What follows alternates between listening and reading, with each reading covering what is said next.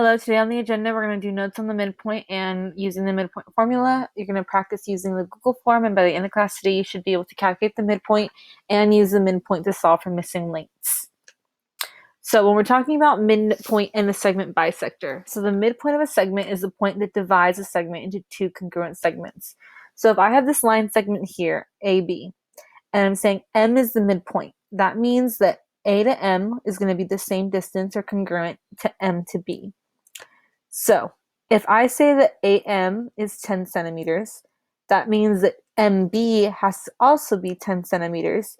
And if I want to find the complete distance from A to B, if I know this side is 10 and this side is 10, I'm going to take these two values, add them together, and it's going to give me 20 centimeters. So when I'm talking about a segment bisector, so this is a segment bisector is a point, ray, line segment, or plane that intersects a segment at its midpoint. A midpoint or a segment bisector bisects a segment.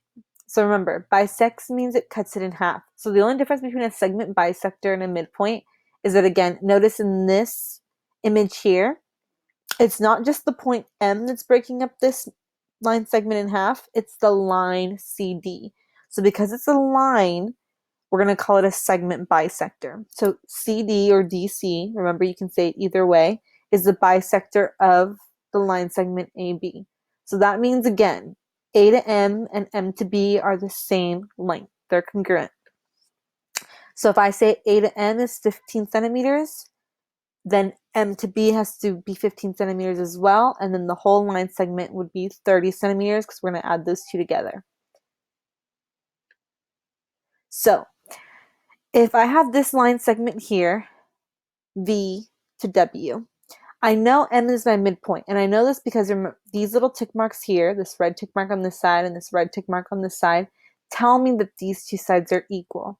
So that means I know V to M is 4x minus 1 is the equation to represent it. M to W is 3x plus 3.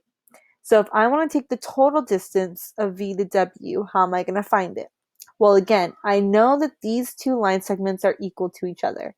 So if I know that these two line segments are equal, that means that I can replace VM with its equation and MV with its equation and set them equal to each other. In order to solve for x, I'm just going to do a little bit of algebra. So I'm going to go ahead and subtract 3x from both sides.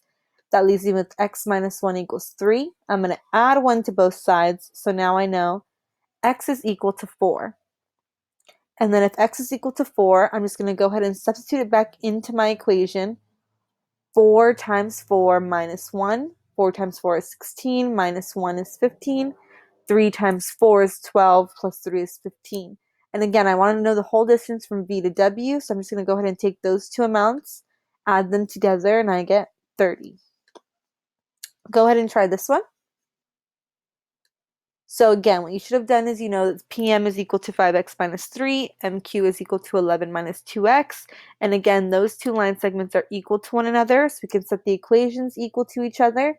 When we do that, I'm just going to solve by adding 2x to both sides, adding 3 to both sides, and then my last step, I divided both sides by 7, so x is equal to 2.